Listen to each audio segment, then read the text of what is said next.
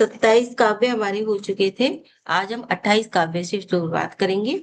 28 number का काव्य कल्याण मंदिर स्तोत्र, जो कि आचार्य कुमुद चंद्र जी द्वारा रचित है संस्कृत में, और जिसका हिंदी में पद्मानुवाद आचार्य सौरभ सागर जी ने किया है। तो आइए हम उसको समझेंगे, और साथ ही साथ किस उस काव्य के द्वारा हम कौन कौन सी परेशानियों को दूर कर सकते हैं, कैसे कर सकते हैं, यह सारी चीजें भी हम यहाँ पर समझेंगे। तो 28 नंबर का काव्य यश कीर्ति प्रसारक काव्य है।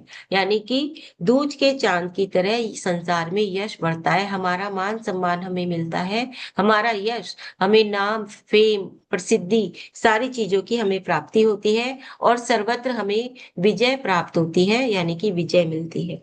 अब समस्या क्या है?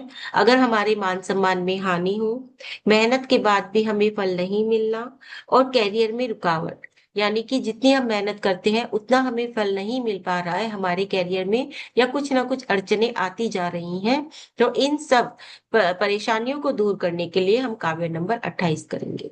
सबसे पहले हम यहाँ पर काव्य पढ़ेंगे।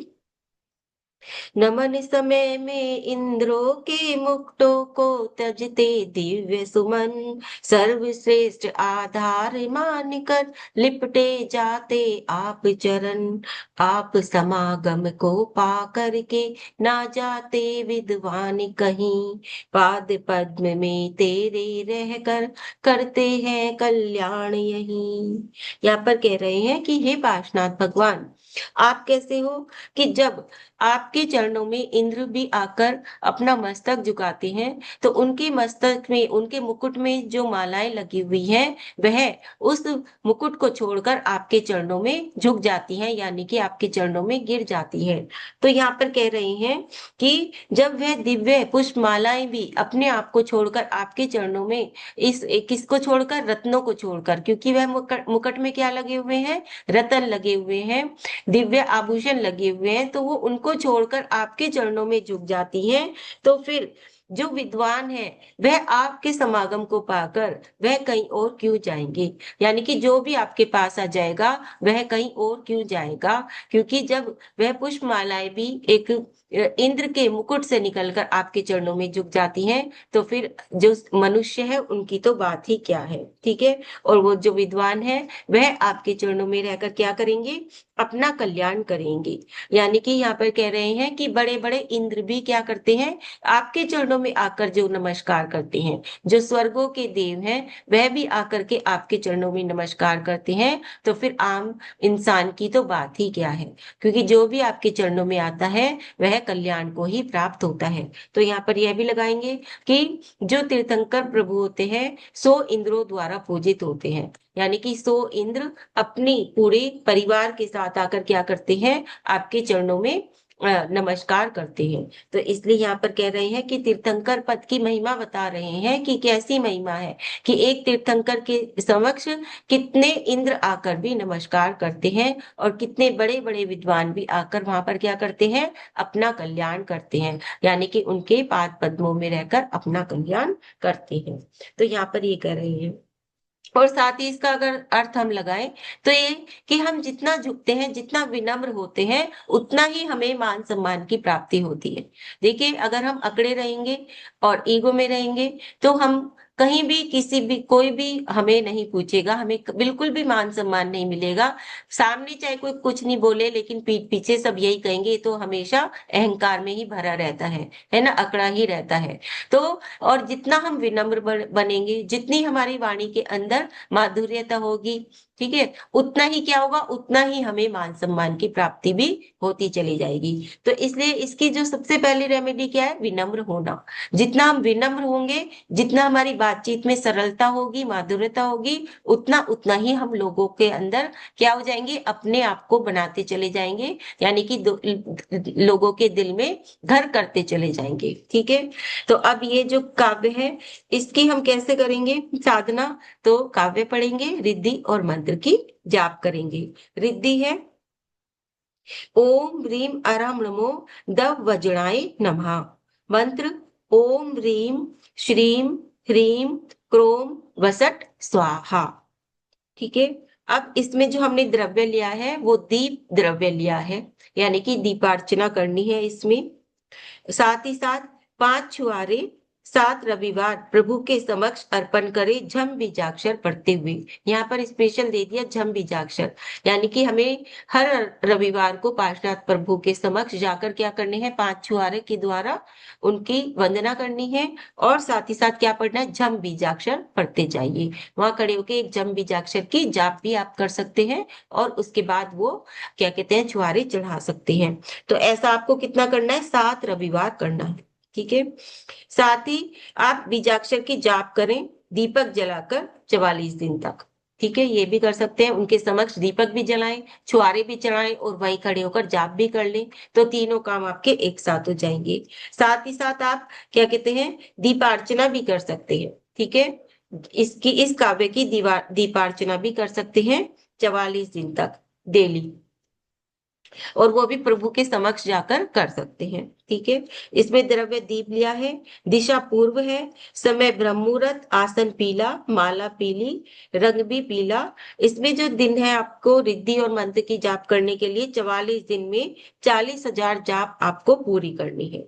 मंत्र की जाप पूरी करनी है, रिद्धि की डेली आपको एक माला करनी है। बीजाक्षर है झम, जो कि आकर्षण कारक है। स्विच वर्ड है नमो घोर गुणाणम। चक्र है मणिपुर। भावना है मेरा कैरियर एक यात्रा है जो हर पल सफलता की ओर बढ़ रहा है। ठीक है, जब हम इस भावना को भाते हैं, बहुत पावरफुल भावना है कि मेरा जो कैरियर है वो एक यात्रा है, और जैसे हम यात्रा पे जाते हैं तो एक एक कदम जब हम बढ़ाते जाते हैं तो हम अपनी मंजिल तक पहुंच जाते हैं।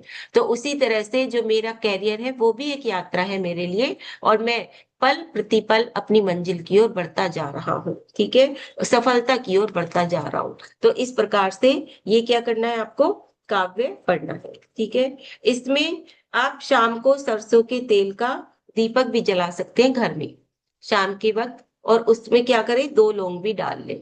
तो ये भी इसकी एक रेमेडी है। विकलांगों को भोजन करा सकते हैं माह में एक बार। मोर के पंख की शिखा शिखा अपने पास रखें, तो उससे भी हमारा मान सम्मान बढ़ता है। मोर का जो पंख आता है उसकी शिखा अपने पास रखने से भी मान सम्मान में बढ़ोतरी होती है।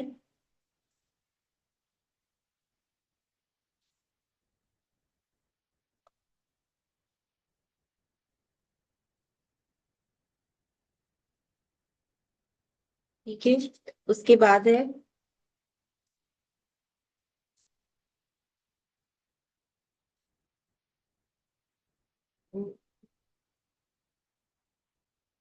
अगर मेहनत के बाद भी फल नहीं मिलता तो उसके लिए भी एक रेमेडी है। शनिवार के दिन साधु को आहार में काले अंगूर दें। ठीक है, आहार दान में काले अंगूर या फिर लाल अंगूर, काले अंगूर तो शायद नहीं लेते हैं, तो उसमें हम क्या कहते हैं, जो लाल वाले अंगूर आते हैं वो वाले दे सकते हैं। तो वह दे शनिवार के दिन। या फिर शुक्रवार को गरीबों या भिखारियों को गुड़ चने बांटने से तो जो हमारी आजीविका के जो साधन है वह बढ़ते हैं। ठीक है, उसमें आने वाली जो रुकावटें हैं वह हमारी दूर होती है। तो हम ये भी कर सकते हैं। साथ ही बिना दाग का एक बड़ा नींबू लेकर, बिना दाग वाला एक बड़ा नींबू ले लें, स्वयं के ऊपर से 7 बार उतारें, या जिसको रोजगार की समस्या है उसके ऊपर से 7 बार उतारें। फिर चौराहे पर 12 बजे से पहले 4 टुकड़े करके चारों दिशाओं में दूर दूर फेंक दे। यानी कि चौराहे पर खड़े हो और हर दिशा में एक एक टुकड़ा फेंक दे, एक नींबू के 4 टुकड़े करके। तो इससे भी क्या होता है, हमारी जो रोजगार की समस्या है वह हल होती है। तो इस प्रकार से ये हमारा 28 नंबर का काव्य है, यश कीर्ति प्रदायक, और साथ ही साथ जो भी रुकावटें आ रही हैं उसके लिए। उसके बाद है 29 नंबर का काव्य, जो आकर्षण कारक काव्य है। इस काव्य को करने से हमारा आकर्षण बढ़ता है, पारिवारिक मेल मिलाप बढ़ता है, और हमसे सभी लोग प्रसन्न होते हैं। पारिवारिक मतभेद अगर समस्या में हो, सपोर्ट नहीं मिलना, अविश्वास की भावना, ठीक है। यानी कि अविश्वास, ट्रस्ट इशू जो रहते हैं आजकल फैमिली में, सबसे ज्यादा क्या होते हैं, ट्रस्ट इशू होते हैं। आपस में ही हम एक दूसरे के ऊपर विश्वास नहीं करते, तो इसलिए उससे भी बहुत सारी समस्याएं होती हैं। तो अगर यह सारी समस्याएं हैं तो हम ये काव्य नंबर 29 कर सकते हैं। काव्य पढ़ेंगे पहले। जन्म मरण दुख अर्णव से प्रभु आप विमुख कहलाते हो। आप शरण में जो आ जाता उसको पार लगाते हो। अग्नि से परिपक्व अधोमुख घट सिंधु तिरवाता है। कर्म विपाक से शून्य आप ये विस्मय सत दर्शाता है। तो यहाँ पर कह रहे हैं कि हे प्रभु, जैसे, क्योंकि इसमें उदाहरण से शुरू करेंगे, कि जैसे जो पका हुआ मिट्टी का घड़ा होता है, अगर हम उसको उल्टा कर देते हैं पानी में तो वह क्या करता है, उसके सहारे मनुष्य भी क्या हो जाता है, उस नदी को पार कर जाता है, यानी कि उस जलाशय को पार कर जाता है, एक मटके के सहारे, एक घड़े के सहारे। वो भी कैसा, उल्टा किया हुआ लेकिन पका हुआ। ठीक है। तो उसी तरह से कह रहे हैं कि हे प्रभु, जो आपकी शरण में आ जाता है इस जन्म मरण रूपी अर्णव से, यानी कि भयंकर ये जो वन है जन्म और मरण का, तो जो उसके दुख से दुखी होकर और उनसे विमुख होकर जो आपके चरणों में आ जाता है, तो आपकी शरण में जो आ जाता है आप उसको क्या कर देते हो, आप उसको पार लगा देते हो। और वो भी कैसे, कर्म फल के दिए बिना ही। क्योंकि जो कर्म है, जैसे घड़ा तो अगर पकेगा, कच्चा घड़ा तो आपको पार नहीं कर सकता, तो इसलिए घड़े का पकना जरूरी है। तो जब पका हुए घड़ा होगा वही आपको पार कर पाएगा। लेकिन जो बिल्कुल अपने जन्म मरण यानी कि संसार से विमुख होकर जो भी आपके चरणों में आ जाता है, वह कर्म विपाक फल दिए बिना ही आप उसको क्या कर देते हो, पार कर देते हो। यानी कि उसके कर्म उदय में आए बिना ही, वो पके बिना ही आप उसको क्या कर देते हो, पार कर देते हो। लेकिन शर्त क्या है, शर्त यही है कि वह बिल्कुल जन्म मरण यानी कि इस संसार से, इस संसार की विषय वासनाओं से, सब चीज से क्या होकर आए, आपके पास विमुख होकर आए, यानी कि खाली होकर आए। जब हम स्वयं को खाली हो करके, यानी कि हमारे अंदर जो विचार है, राग द्वेष मोह मत्सर्य, इन सब चीजों के जो विचार हैं, जब हम अपने आप को उन सब चीजों से बिल्कुल अलग कर लेते हैं, बिल्कुल खाली हो जाते हैं, और जब खाली होकर हम आपके चरणों में जाते हैं, तब ही आप हमें क्या कर सकते हैं, तब भी हमें प्रभु पार लगा सकते हैं। अगर हम भर के ही जाएंगे, यानी कि हम जा तो रहे हैं मंदिर में, भगवान के सामने बैठे हैं, लेकिन हमारे अंदर क्या चल रहा है, राग द्वेष चल रहा है। उसने नाश्ता बनाया होगा कि नहीं बनाया होगा, पता नहीं क्या कर रही होगी, यही सोचते हैं ना हर वक्त। पता नहीं सो ही रही होगी अब तक उठनी नहीं होगी यही चलता है ना अंदर हमारे, राग द्वेष चल रहा है ना। बात, दिमाग कहाँ है, नाश्ते में है, और हम कहाँ बैठे हुए हैं, पूजा में। कोई बात भी कर रहे तो उससे भी पता नहीं बनाया होगा कि नहीं, है ना। यही चलता है। तो उससे कुछ भी होने वाला नहीं है। कब होगा, जब हम खुद को खाली करके आएंगे, और खुद को खाली करके अपने विचारों से अपने आप को बिल्कुल कोट कट करके घर से, परिवार से जब आएंगे प्रभु के चरणों में, तो तभी प्रभु क्या करेंगे, तभी वो हमें पार लगाएंगे, है ना। वैसे तो हम कच्चे घड़े हैं बिल्कुल। अगर हम बिल्कुल उनमें फंसे हुए हैं, राग द्वेष में, मोह में, तो हम कच्चे घड़े हैं, फिर हमारा पार नहीं हो सकता, हम बीच में ही डूब जाएंगे, है ना। और अगर हम बिल्कुल पक्के घड़े बनेंगे, चाहे बने भी ना, बस खाली होकर आए, ठीक है, तो हम क्या हो जाएंगे, पार हो जाएंगे। तो यहाँ पर देखिए, एक एक शब्द में इतनी गहराई है, अगर हम एक एक शब्द को समझे और उसको हम अपने जीवन से जोड़े, तो हमें पता चल जाएगा कि हम यहाँ पर कितने अच्छे उदाहरण के साथ हमें यहाँ पर समझाया जा रहा है। ठीक है। तो इस प्रकार से ये 29 है। और साथ ही साथ देखिए, पारिवारिक मतभेद भी कब होते हैं, एक एक चीज को जोड़िए आप, कब होते हैं, जब हम पुरानी बातों को ले आते हैं नई बात के बीच में। बात अभी आज किसी और बात पे लड़ाई हो रही है, लेकिन हम क्या क्या 10-10 20-20 साल वाली बातें उठा लेंगे, तूने तो तब ये कहा था, ये हुआ था, ये कहा था, ये हुआ था, तो उससे वो जो बात है अभी की, वर्तमान की, वो तो दब जाती है, और सारी पुरानी बातें सामने आती चली जाती हैं, एक के बाद एक के बाद एक के बाद एक, और फिर कोई भी समस्या का हल नहीं हो पाता। ठीक है। तो इसलिए आज रात को ही सोच के सोए कि आज का आज खत्म, कल से हमारा एक नया जीवन। हर रोज हर एक नया जीवन शुरुआत करें। जो कल तक हो गया उसको बिल्कुल खत्म कर दे अपने जीवन से, उसको सोचे ही नहीं। तो देखिए हर घर में जो ये पारिवारिक मतभेद है ना, अपने आप ही दूर होने शुरू हो जाएंगे अगर सब ये सोच लें कि जो कल की बात थी गई, आज से एक नई बात शुरू करें। जब भी सुबह उठे यही सोचकर शुरुआत करें अपने दिन की कि हे प्रभु, कल तक की जितनी भी बात थी अब मुझे उससे कोई लेना देना नहीं है। ठीक है, आज मेरा जो दिन है वह अच्छे से व्यतीत हो जाए। तो इस प्रकार से, और जो अविश्वास की भावना है, ये सारी समस्याएं उसी ही चीज से जुड़ी हुई हैं कि हम पीछे पीछे की बातों को याद करते रहते हैं बार बार बार। ठीक है, चलिए बहुत समझाया इस वाले काव्य के बारे में। अभी और आगे बढ़ते हैं। ये जो काव्य है इसकी जो साधना होगी रिद्धि मंत्र और काव्य के साथ होगी। रिद्धि है ओम रीम अरहम नमो देवाणुप्पियाय नमः। मंत्र है ओम रीम क्रोम ह्रीम ह्रूम फट स्वाहा। इसमें हमने फल और दीप दोनों द्रव्य को लिया है। फल भी लिया है और दीप भी लिया है, यानी कि इसमें हम फलार्चना भी करें और दीपार्चना भी करें। रिद्धि और मंत्र की जाप आपको 21 दिन में 21,000 जाप आपको पूरी करनी है। और क्या कर सकते हैं, तो देशी घी का दीपक जलाकर अपलक प्रभु के चेहरे को निहारे।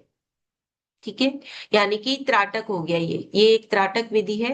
दीपक जलाकर और उसको निहारना, या तो दीपक को निहारना या फिर प्रभु को अपलक निहारना। तो ये त्राटक कर सकते हैं। इससे क्या होता है, हमारा आकर्षण बढ़ता है। ठीक है, हमारा ऑरा बढ़ता है, आकर्षण बढ़ता है। उसकी बाद है प्रसन्न करने के लिए उक्त मंत्र से मंत्रित सुपारी, यानी कि उक्त मंत्र कौन सा, ओम रीम क्रोम रीम हुम फट स्वाहा, इस मंत्र से जब भी इसकी जाप करें तो सामने क्या रख लें, सुपारी लौंग इलायची आदि रख लें। तो वो क्या हो जाएगी, आपकी मंत्रित हो जाएगी। फिर जो भी व्यक्ति आपसे रूठा हुआ है या जो भी परेशानी है, तो उसको आप क्या कर सकते हो, पानी लीजिए, रासुक पानी लीजिए, उसमें उस इलायची लौंग आदि को डाल दीजिए। तो वो पानी आपका सारा क्या हो जाएगा, मंत्रित हो जाएगा। तो वो पानी आप उनको पिला सकते हैं। ठीक है, तो इस या फिर इलायची भी खिला सकते हैं, किसी भी प्रकार से इन चीजों का प्रयोग कर सकते हैं। तो उससे भी क्या होगा, जो सामने वाला व्यक्ति है वह प्रसन्न हो जाएगा।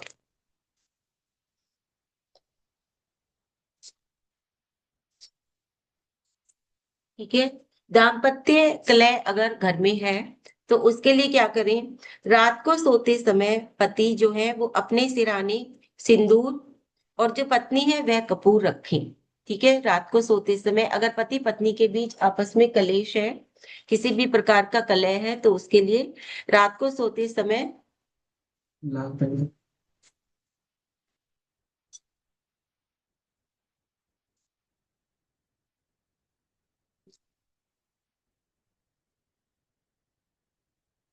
तो उसके लिए रात को सोते समय पति अपने सिराने सिंदूर और पत्नी कपूर रखे। प्रातः काल पत्नी कपूर जला दे और पति सिंदूर को कहीं भी घर में गिरा दे, हल्का सा ऐसे छिड़क दे। ठीक है, तो उससे भी क्या होता है, पति पत्नी के बीच में जो क्लेश है कलह है वह दूर होती है। साथ ही साथ आप नमक के पानी का पोछा भी लगा सकते हैं। तो उससे भी क्या होता है, बहुत ज्यादा घर की जो नकारात्मक ऊर्जा है वह भी दूर होती है। कोशिश करें कि जितने भी बाहर से जूते चप्पल आदि आते हैं उनको बाहर की बाहर रखें, घर की चप्पल अलग रख लें, क्योंकि उससे भी बहुत ज्यादा बाहर की नकारात्मकता उनके साथ आती है। तो वो बाहर रखें। नहीं ऐसा कर सकते हैं तो डेली नमक डालकर पोछा लगाएं, तो उससे भी क्या होता है, बहुत सारी नकारात्मकता हमारे घर की दूर होती है। ठीक है,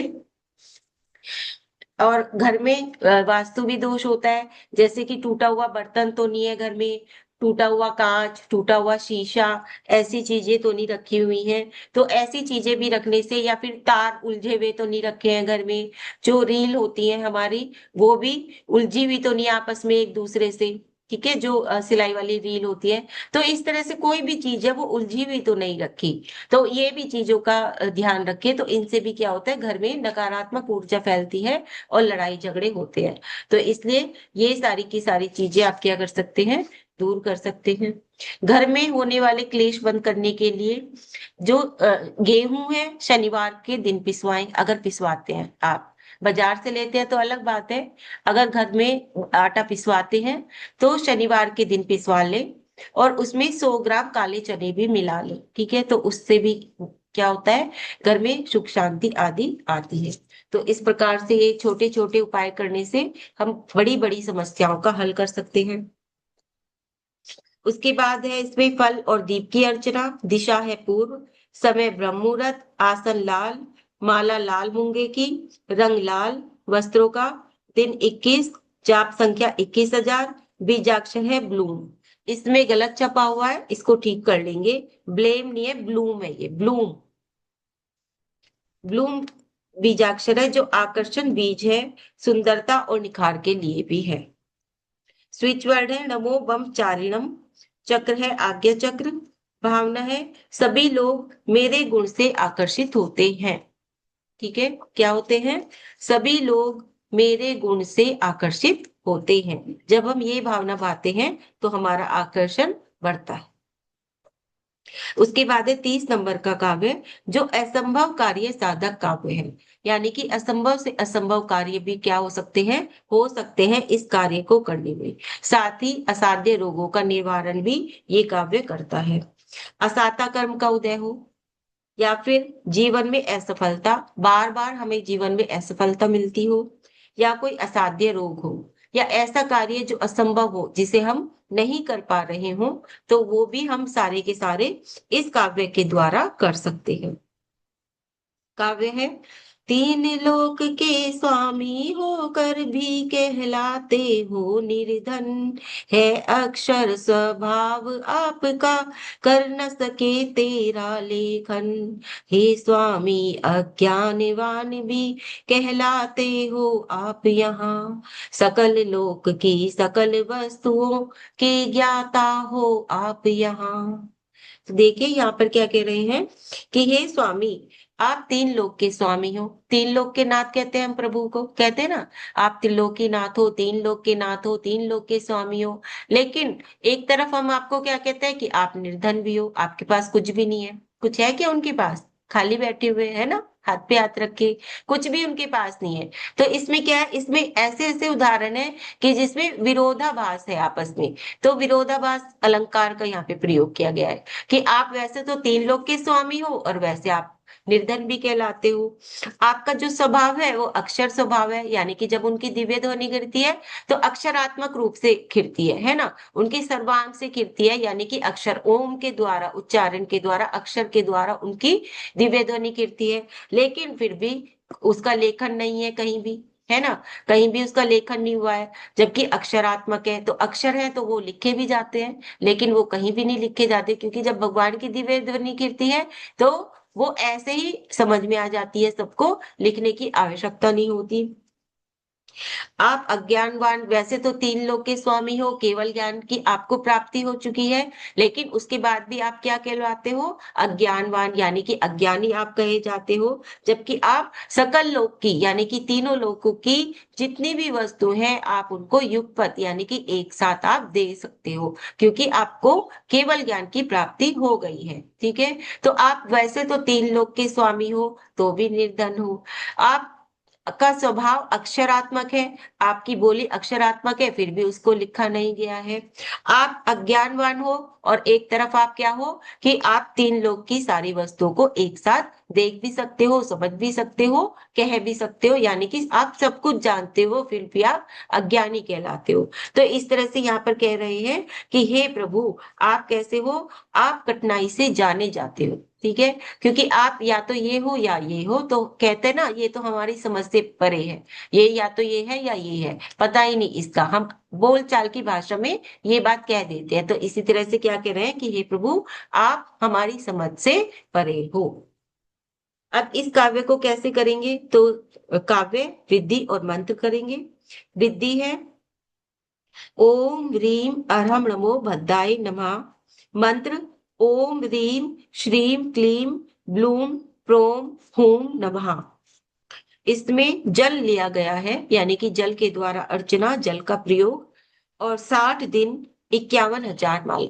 क्योंकि देखिए इसमें बड़ी समस्या है, असाध्य रोग है, या फिर क्या कहते हैं असाता कर्म, असाता कर्म का जब उदय होता है तो वो जल्दी से जाता नहीं है, वेदनीय कर्म का, असाता कर्म का, है ना।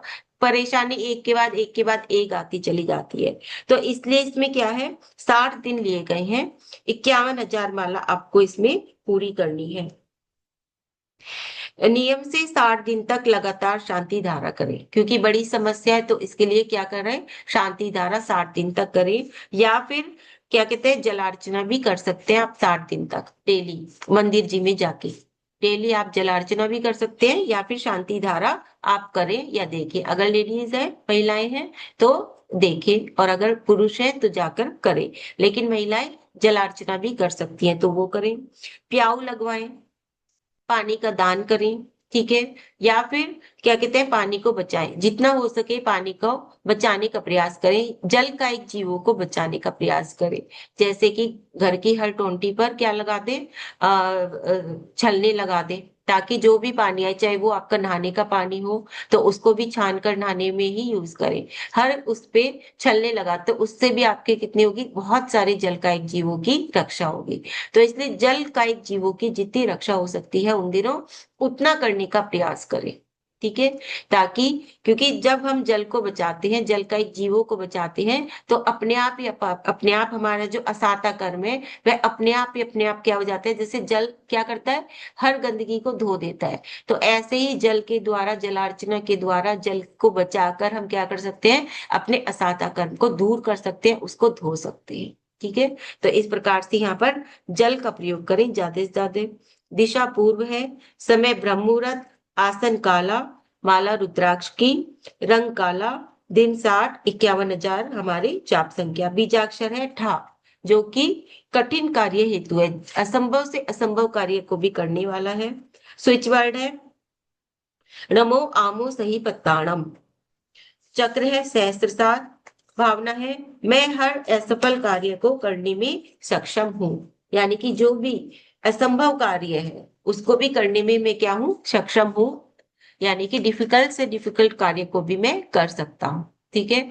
आप भावना इंग्लिश में भी बोल सकते हैं, जो इंग्लिश में बोल सकते हैं, भावना भावना होती है। हम यूनिवर्स को कैसे दे रहे हैं, उसका कोई कौन सी बोली में दे रहे हैं, कौन सी भाषा में दे रहे हैं, वो मैटर नहीं करता। मैटर सिर्फ हमारे भाव करेंगे। तो इसलिए इंग्लिश में बोलना चाहे इंग्लिश में भी बोल सकते हैं, हिंदी में बोलना चाहे हिंदी में भी बोल सकते हैं। जो भी भाषा का प्रयोग आप करना चाहें भावना को बोलने में, वो कर सकते हैं। लिखने में भी आप ब्राह्मी लिपि में लिखना चाहे ब्राह्मी लिपि में भी अपनी भावना को लिख सकते हैं।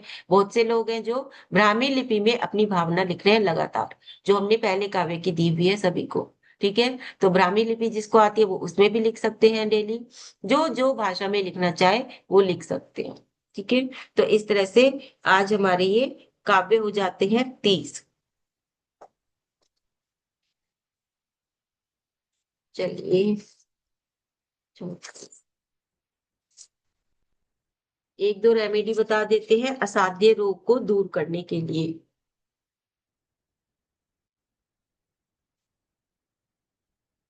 यदि रोग हो जाने पर, रोग जाने का नाम नहीं ले रहा है, बहुत दिन हो चुके हैं, तो रोगी के वजन के बराबर कोयला पानी में बहाएं, ठीक है। और इस काव्य की मंत्र और जाप करें। जब हम ये मंत्र जाप कर रहे हैं तो तब हम ये कर सकते हैं कि रोगी के वजन के बराबर कोयला पानी में बहा सकते हैं। अब कोई कहे, एक क्वेश्चन आया था जब हमने पहले ही रेमेडी बताई थी कि अगर किसी का 50 किलो वजन है तो 50 किलो कोयला लें क्या। 50 किलो कोयला तो बहुत होता है, कैसे लेके जाएंगे, है ना। हम्म। देखिए, जब बड़ी चीज है तो बड़ा ही काम करना पड़ेगा ना, तो इसलिए।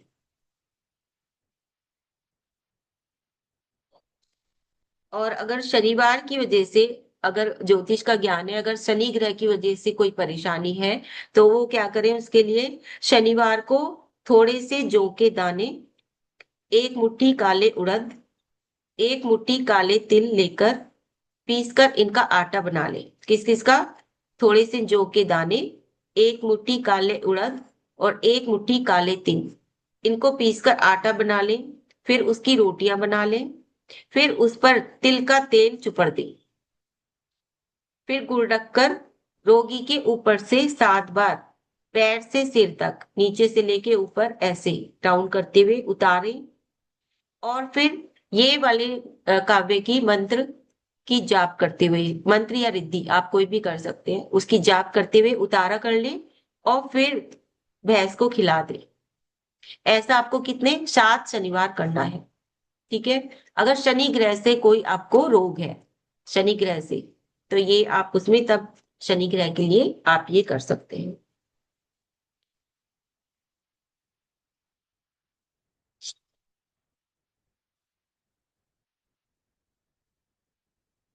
ठीक है। चलिए अब जाप करेंगे, सभी लोग आराम से बैठ जाएंगे। और आज लास्ट डे है, 28 तारीख है। तो जिसने भी जाप करी है पूरे महीने की, तो वो मुझे भेज दें, ताकि हम लोग काउंटिंग कर सकें कि इस माह हमारी कितनी जाप हुई है। ठीक है।